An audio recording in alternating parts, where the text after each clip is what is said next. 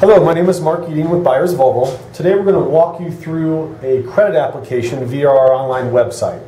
We'll kind of start you pretty generically here, which is our Byers Volvo website, which can be reached at www.byersvolvo.com. Basically, the easiest thing to do is to go straight to our Finance tab. If we roll the cursor over the Finance tab, you'll see an icon called Finance Application. Once you click that, it's going to open up a whole new window for us.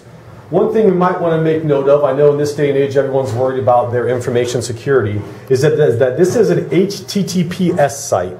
The S being for a secure site. You also note that it's noted right here by Norton that all the information that is entered into this site is very secure and has one destination, which is the dealership's domain, which is also protected.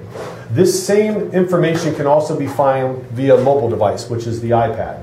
So if you go to byersvolvo.com and do the same thing through this device, you can submit everything here. You can also submit it via your cell phone too. So 3 different options really to get to our end result, which is our finance application website. I'll be very brief here because I think some of this is self-explanatory. When it comes to the name, where that sounds pretty basic, one of the important things is that we use our actual legal name. For example, your name is Michael, but you go by Mike. We do need to make sure that we put Michael in here, any middle initial that we're legally given, and also our last name.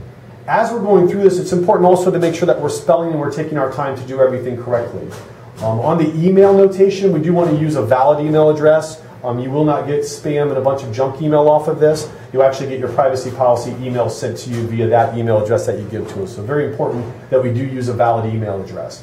For address, they're actually looking for where you actually reside. Where you may have rental incomes or a second home, they want your primary application there, so wherever you reside currently.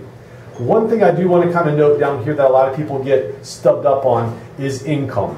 The bank is actually looking for what we call your gross income. So for example, if your check is for $1,000 at the end of the month, they actually want what you made before your taxes were taken out. So if you made $1,800 and your check was for $1,000 after your medical and taxes and every other deduction that you may have, it's important that you put the $1,800 in here. One thing you'll also note on that same subject that this is annual income. So whatever your monthly is, we do need to make sure we multiply this by 12 so that we get this information accurately.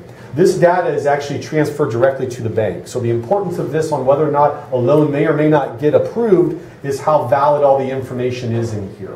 If you have any type of secondary income, such as rental incomes or second jobs, there is information in the comments section further through the application that will let you know where you can put that information. Once you go through and scroll down and complete this and continue to the next screen, at the very end there's going to be a submit button. By hitting submit, it's actually going to send us the information. You will get a box that pops up and says that you'll be contacted shortly by our finance office. That is pretty much the gist of the credit application. If you have any questions while you're filling out the application, I would recommend that you stop and phone your sales associate or phone our finance manager at the dealership to get any questions answered before we would put anything in incorrectly or do any type of guesswork on this application. It's very important that everything is filled out accurately and to the point, because this is information that goes directly to the bank. Thank you.